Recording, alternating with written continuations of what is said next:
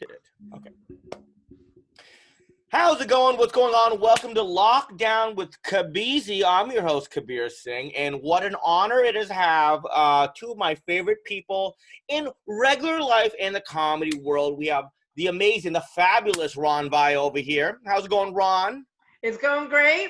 And the people's champion, Mark Smalls. I like No, that, people- dude. Anybody that you tight. talk to in the Bay Area, who's your favorite comic? Mark Smalls. Right? You're like the new Brandon Lynch, by the way. I had to go through the whole Brandon Lynch phase. Now we have to go through your bullshit. So how's it going? Hell yeah, let's go, dude. Oh, you don't know how great that makes me feel, dude. Because You don't know how horrible that makes me feel. How do you think that makes me feel too, Ron? I mean, Jesus Christ. You're no longer a Bay Area comic. You've moved on. I've been here for 19 years. Yes, it's my own fault for not moving on, but I've seen so many generations come and go. Yeah. It's almost infuriating. Like, why am I still here? You're like the old lifer in prison that you watch all these young kids come in and get out, and you're like, I run the bookstore here. Let me tell you how it goes and who does what for stage time. Yeah. Step one, have some respect. Let me tell you who you have to blow to get an extra 2 minutes before you get the light around here. That's me. The answer, by the way, me. That's who you have to blow. How do you think I became the people's champ, Kabir? I know who to blow. People's champ. I mean, listen, man. I mean, my friend. I was the people's champ until my friends fucked it up for me. I was a people's champ for a bit. I was actually very well celebrated for a very short amount of time. It was Brandon Lynch, me, and then you. So you know, hold on though. You keep saying Brandon Lynch. Oh, sorry. What? You keep saying my friend Brandon Lynch. It's Brendan Lynch. Oh, fuck it. I don't give a shit. Listen.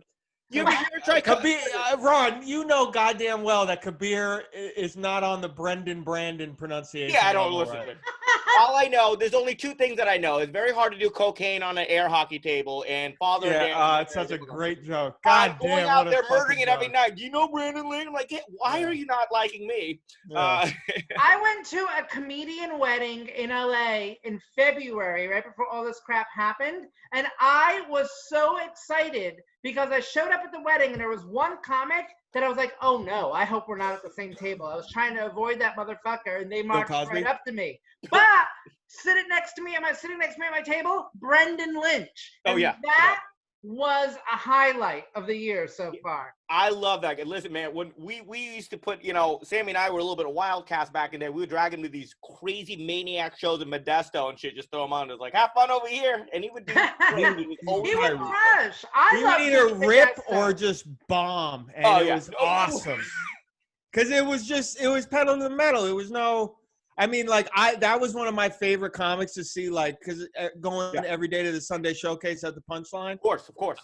I would be off in the corner, and then I'd watch who would come in late. And every time I would be about to go, if I saw Lynch's like 6'5" ass walk in, or even you could be like, we'd be like, all right, we're staying. That means a lot. Yeah. Well, he's great. Also, for me, when it was my generation with Sammy, and for some of you guys that don't know it, I'm sure everybody knows. Ron Vigh runs a Sunday show at the Punchline, the most prolific and amazing comedy shows. Now, you don't really, but I'll tell you, the guy for Sammy and I was Brent Weinbach. We would not leave until Brent Weinbach went on stage and just destroyed the place. Him and Moshe. And it's crazy for me because when I started at Punchline as a comic back in 2001, all the people that are names now, they still weren't even there yet. Like Ali Wong. That was just like I think she just came around just shortly after, Shortly after you? Yeah. Oh, I think when I was there, they were a lot of people came right after me, like 2002, 2003. 2003? Like, I think when I started... You're right. Okay, Ryan Stout was in 2001. Yeah, we started going. I didn't go till like 2010 or 11. By that time, it was definitely Brett, Ali Wong, Moshe. And now look at the great generation over here. It was so funny because it's weird. The Punchline shit is because you kind of leave for a while and then you come back. And then now with amazing comedians like Mark Smalls, man, Mark Smalls and the Pier 69 gang, Andrew Afalo has been killing it. All those guys have been great.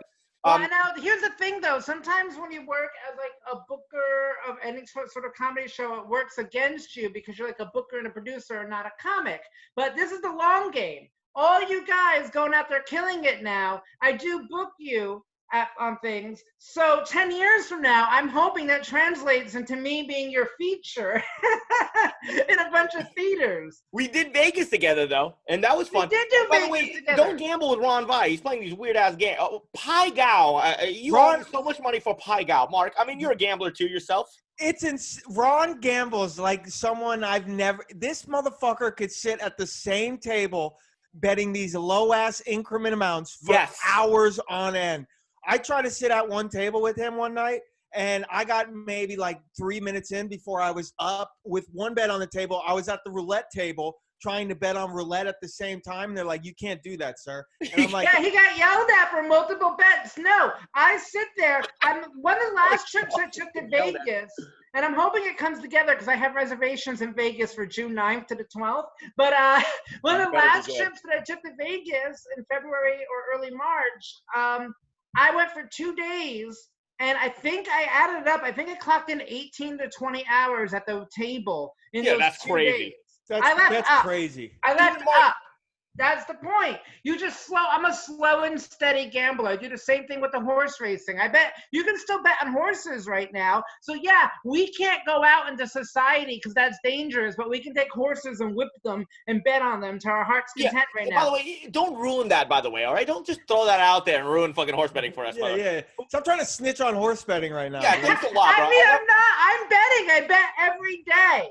But But with Mark, I mean, do you have I have ADHD. I cannot sit there and play small amount. No. I always have to feel like I'm either about to win big or I'm about to have that pit of oh, fuck in my stomach. I don't Me like and Kabir gambled one night, and we probably went from table to table to table till 5 in the morning. We couldn't stop. And just back and forth.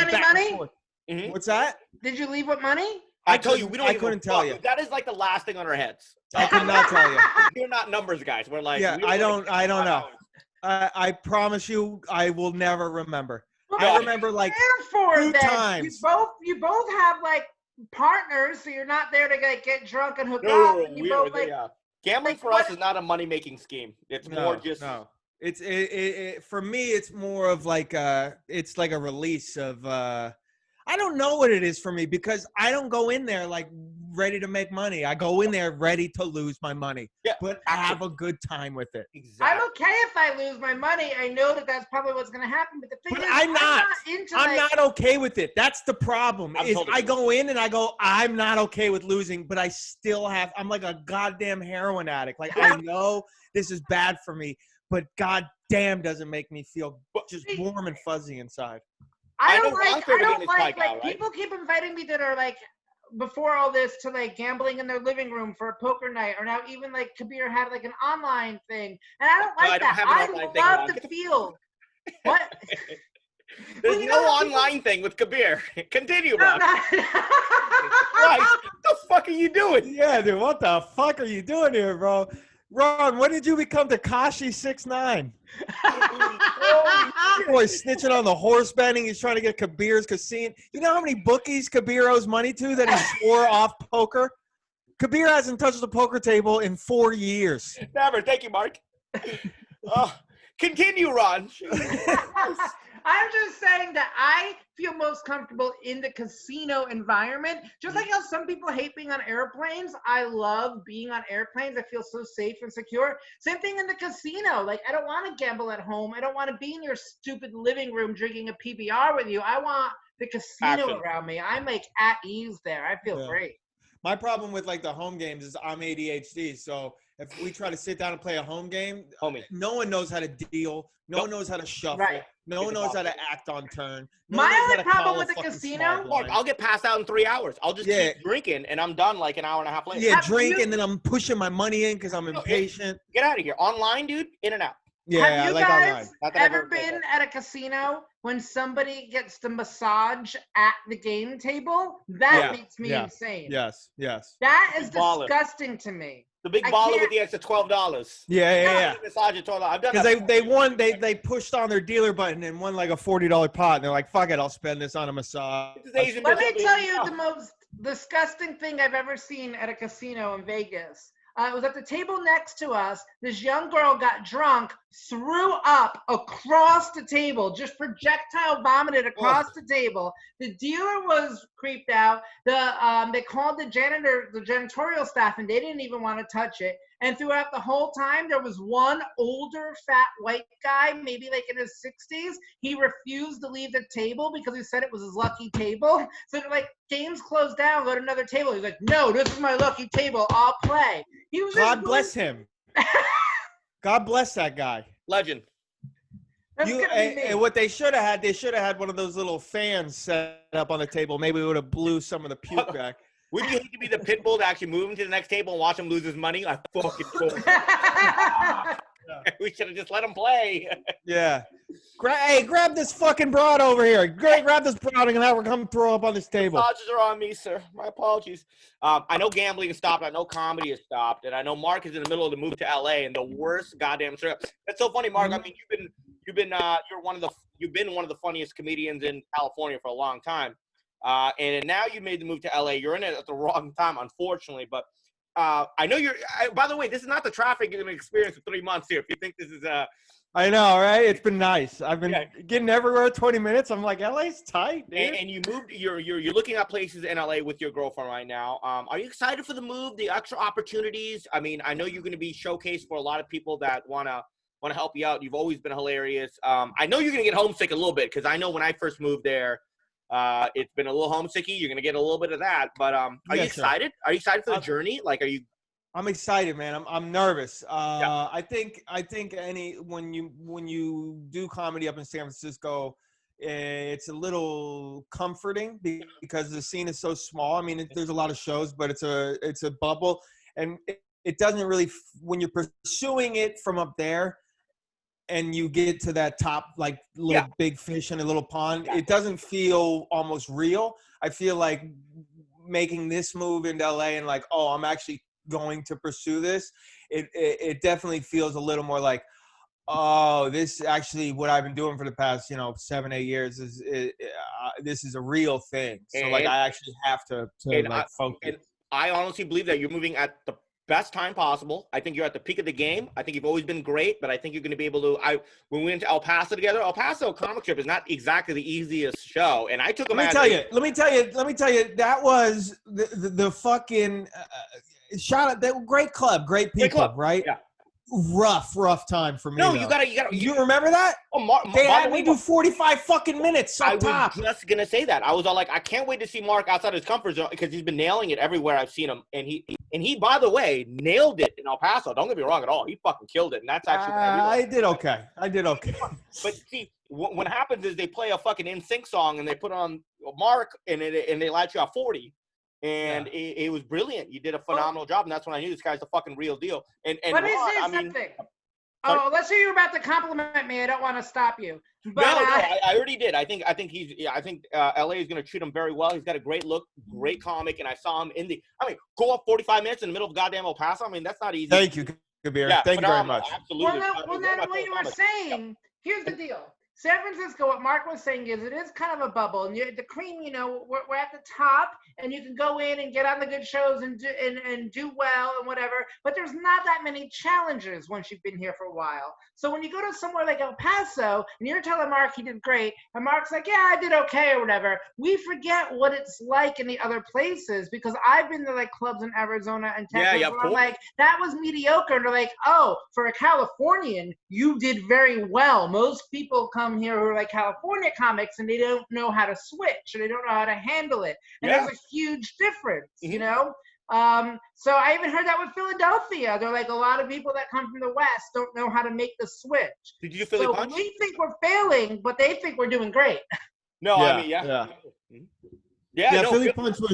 Punch was great. It was like the first. I mean, I grew up outside Philadelphia, so I kind of know the people. But the first words that came out of my mouth when I came on stage, I'm hosting these shows. I fly in and I get out there and I'm like, what's up? Just got in here from San Francisco, and literally someone in the crowd just goes, "Fuck San Francisco!" I was like, hell yeah, we ain't in Kansas no more. Really.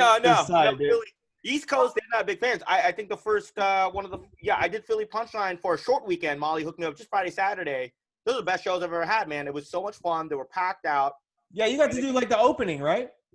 I was. It wasn't. You know what? I think it was a couple months in, maybe a little bit, but it was insane doing it. It was fun. Philly was great, and I do remember them being a little rough around the edges before the show. Like I would have people. You know how you get it, right? Mark back in the day, like, oh, you better be funny. I'm like, relax. Yeah. You know. Yeah. We don't. But You know, I have the joke where I ask, what do you call a Asian? Do you know what they call an Asian guy that dates a white guy? And when I asked that the first night I was in Philly a few years ago, someone yelled out, "Piece of shit!" Oh God. So I'm like, I'm home. I'm back near my people in New Jersey. Is that, you think he was mad about the interracial or the homosexual thing?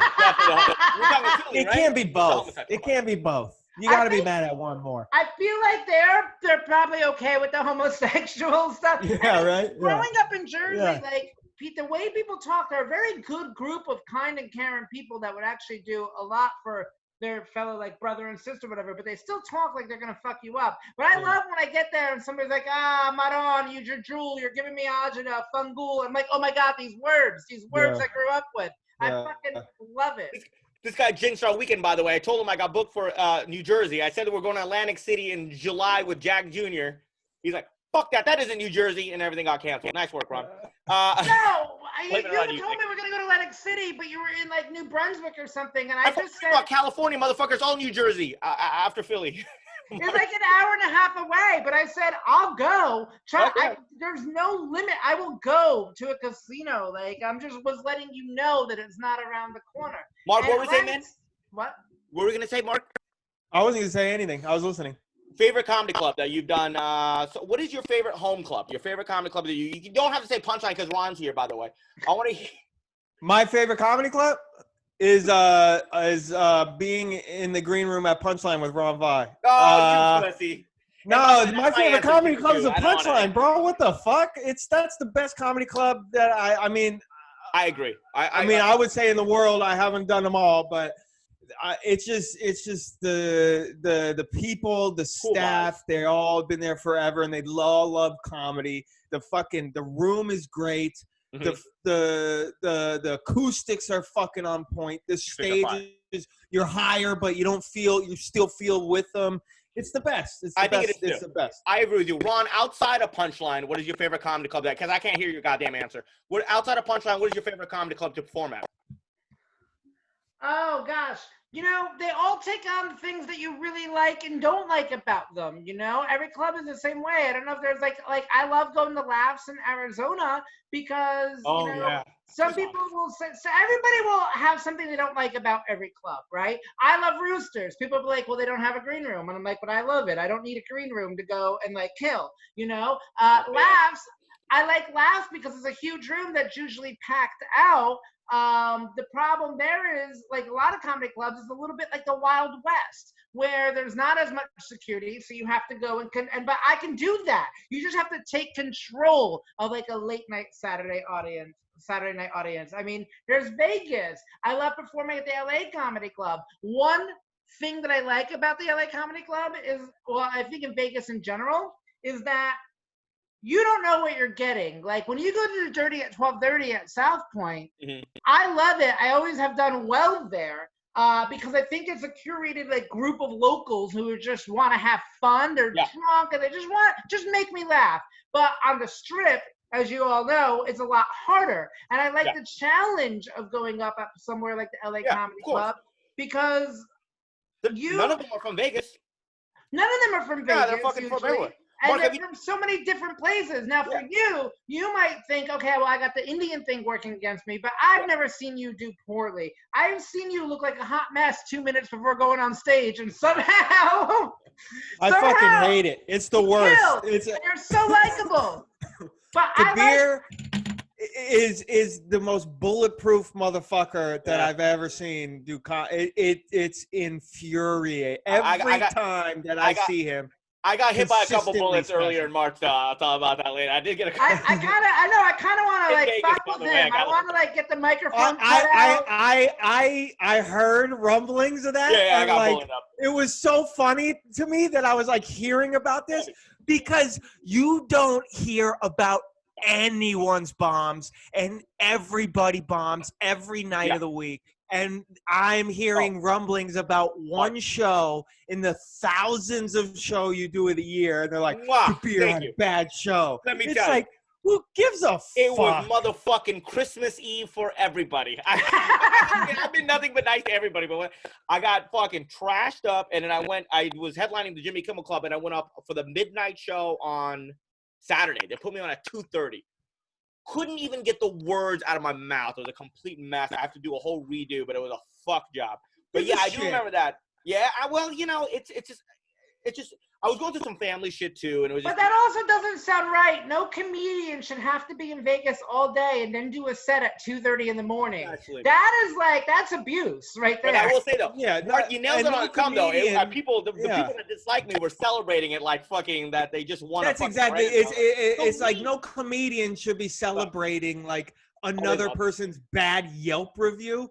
They love it.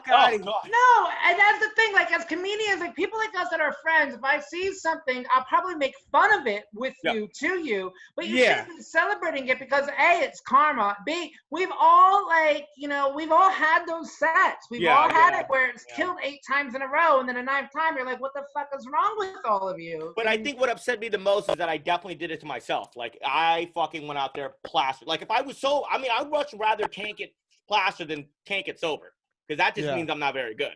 But I did that to myself, and I'm actually it sucked. Well, I bet I'm willing to put money on it that like half the people that were celebrating this fucking bad set like has never even had a set comparable to your bad set. Like I guarantee that means a lot. Thank you. There were still people in the audience that were like, I fucking really like that guy. He's really funny. I want to check him out. Yeah, I do appreciate that. But that was the worst show I've ever done in my life. So actually, there wasn't very many people in the crowd saying that, but I'm just kidding. It was a 0 out of 0. But I really do appreciate you saying that. I will admit it. I got a little out of hand. But no, it is interesting though, like, doing these shows, and I really appreciate that. Actually, that's very sweet of you. That really means a lot because it really affected me in a different way because I have been teetering the line of bulletproof, and then that one all caved in on me, and it kind of sucks. Well, you need that, Kabir. You need that. I probably deserve you it. Can't. You never get better unless you get knocked down a peg. So and I'll tell you, you break it down, and then you get stronger. Exactly. And this break happened right after that, and I've been really kind of figuring out my own shit, and that's very nice of you to say that. It really does mean a lot. You know what? That did happen right out. Oh yeah, you're probably fucked now. If you got a bomb and then you're done now. I mean, I would quit, but the good news is, what if you're never funny again, dude? Yeah, no, never again. The best part is, I think so much bullshit happened over in Vegas afterwards, and they probably won't even remember when I come back. It's been on Sundays, like, dude, just say you had the virus. What the fuck? I'm gonna start a rumor that you started COVID. And dude, just after that bad set, you started it to just erase everybody's minds of your bad set. I'll tell you what, I would rather get COVID than fucking relive that night again. I'll fucking tell you. Oh, no. But it is crazy. I know COVID's been, thank you, by the way. That really means a lot, Mark and Ron. I know that the whole COVID thing is affecting all of our lives and shit like that. Oh, no, 10 minutes just sucks. Okay, let's do this real quick. By the way, the reason why I have 2 guests on, because I can bring you guys back with other people, and we could do it again. I know there's a lot of other stuff that we need to retro. I just want to say. I only do it with Mark. Listen, this is the best. I only do it to Ron. I would ask you both a question real quick before I wrap up. By the way, this was the most fun I've had with everybody. Mark Smalls in LA now. What is your goals? What would you feel like you would want to? Okay, so I know this sucks now, but probably things will get done in about a few months. But what are some of the clubs that you want to get into? What are some of the goals that you want to achieve in LA? And I know you and Andrew are super tight. Andrew's doing great. He's in LA now too. What are some things that you want to accomplish while you're in LA? What are some of the goals that you think that you could do in LA that you couldn't do in SF? The reason why you moved over here? Fuck. I don't know. I feel like I hate talking about this because I feel like it's super pretentious. And also, I hate talking about goals because I feel like if I tell people, then I'm like going to get that satisfaction of doing it when I didn't really do it. But I don't know, just have to do the same thing I did in San Francisco. I mean, I started being a complete outsider, and I guess just got respect through my comedy. And what I want to do down here that I can't do up there is somehow make a career, do acting, I want to quit waiting tables, and Yeah. I feel like I can meet someone down here that will help me with that. And that's the right answer. The shows, the sets you've had in the Bay Area, you do half of that in front of the right people in LA. You're gonna meet a great manager. That's what I want. I want just like a bigger reel for my. You want the people in the crowd not to just be people that want to see comedy, but people that could take your career to the next level. And by the way, Mark, you are 100% ready to go on that. I can't wait to see. I see big things happening for you, Mark. I can't even tell you. Ron, you're still. That doesn't mean like I'm not willing to work. Like, I mean, I'll do whatever, you know. No. We're not booking you in the Bay Area anymore. You're done. You made your decision. Would you like a recommendation for the Jimmy Kimmel Club? Ron, do you want Midnight Saturdays? That's my show now. Ron, I know you guys you're still banging out the Sundays at Punchline, I'm assuming, right? Yeah. Last thing. I want a positive and a negative of running. I know you got listen, there's no other better person to run it because you're a comedian first. You're a comedian first, and you're not just a decent average comedian. You're an absolute murderer. You're a comedian first, and you have this responsibility over at the Punchline to gatekeep, get the proper people in at the right time. What is the worst part about the job, and what is the best part of the job? And we'll end with that. Well, let's start with some of the worst parts. Is that I take my jobs very, very seriously because I'm a representative, for the club.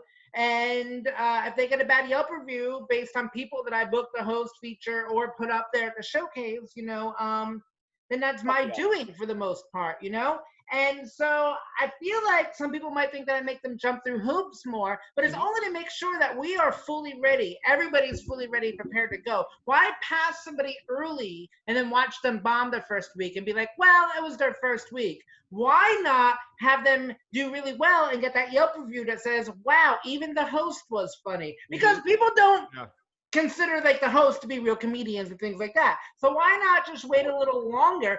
I mean, listen, I'm a comic. I have this job. I take the job very seriously. And that's the hard part. I am a comic first. And I want to see people that are doing well succeed. So I was the one who passed Mark Smalls for work there at the club, right? That's when Mark's audition was. Mark's audition was the night after Trump got elected. Oh, I would have hated it. She was horrible, yo. She was horrible. It was the worst night of my life, dude. No, it wasn't. I swear to God, it was the worst night of my life. Could do it, but that night nobody was doing well because it was the night in San Francisco, liberal San Francisco, after Trump got elected. But I just said, just for the sake of doing my job, I need to have you come back because I can't pass you based on what I saw, even though I don't think what I saw was your fault. Yeah. And so the worst part is working with these comics, trying to be friendly with everybody, but sometimes having to say no to people because that sucks when you do a show somewhere else the night before and then you've got to kind of critique them. And also to tag on to that worst part is I can't set trade with you. And I wouldn't do it even when I had a bar show. What I'd get so many random emails from people is like, hey, can you give me a week of paid work at the Punchline? I'll put you on my bar show in Fresno. I'm like, what a trade, Yeah. So those are the worst parts. If you guys sum it all up, it's I'm a comedian and I want to be treated like a comedian and I don't want booking the club. I also don't want to be booked at other places because I book or I work for a club. No, I want to be booked because I'm a comic who will do well and bring benefit. And then the best part is that I'm not a schmoozer. I don't go and, there's headliner on now. I can say I work here and I can suck up to them. I don't do that. But I get to work. I can see everybody come to town and just really celebrate and embrace what I love to do in this best venue, this noted venue of 40 plus years, the Punchline. I get to also move the Google ahead. Punchline. What? The Google Punchline. The Google Punchline. I also have my finger on the pulse locally. I get to move ahead people who I feel deserve to be moved ahead. Yep. And I know when you're not putting in the proper amount of work, and I'm not going to let anybody skate by. And it's not because I'm in charge. It's because not only do I care about comedy, but I care about the scene that I started in that was so good to me. That's my way of just sort of like passing it on.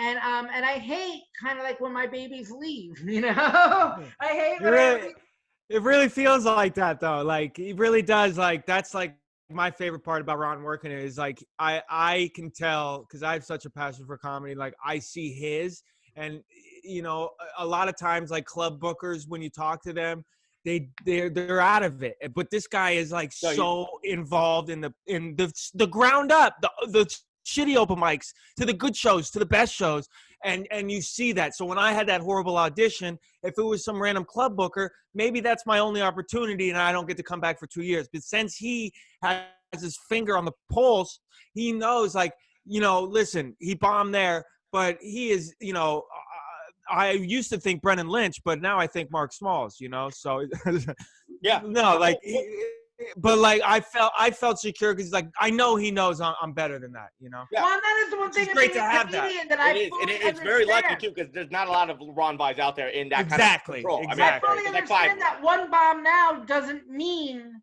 that this is how you always are, and sometimes it doesn't. I agree. You can tell when someone's bombing, but you know they're a good comedian. Yeah. Hell, you can tell most of the time within the first 5 seconds where they're at in the comedy career by the way they approach the microphone. Of course. I do love you guys. I know we're approaching that 2-minute mark. It will cut me off because I did put this. But listen, guys, you guys are two of my favorite people, and I definitely want to do this again next week. If you guys have another 20 minutes, I'd love it, and we could just talk more. We can talk about your experience. I know you're looking for a new place, Mark, right now. So I got shit to do, bro. I love you. Mark, congratulations. Welcome to LA. You're going to be fucking fire, man. Thanks, Kabeezy. Let's kick it. I can't wait to see you. And Ron Vigh, you are one of my favorite people I've ever met. So I love you to death. Thank you for all you do for comedy. Mad love to the Punchline. I know you have your Zoom shows at the Punchline right now. So check out Ron Vigh on Facebook. Check out Mark Smalls on Facebook. And I hate to end like this. Instagram. Check me out on Instagram. Mark Smalls. Mark Smalls, Instagram, Ron Vigh. And I'm there. Comment on this video if you want any of the information. I love you guys. This has been Lockdown with Kabeezy. You saw the great Ron Vigh and Mark Smalls. You're going to see a lot more of them in the future. Thank you so much for having us. And I love everybody. Thanks, y'all. Thank you, guys. Everybody has bad nights. That's the key. Love you guys.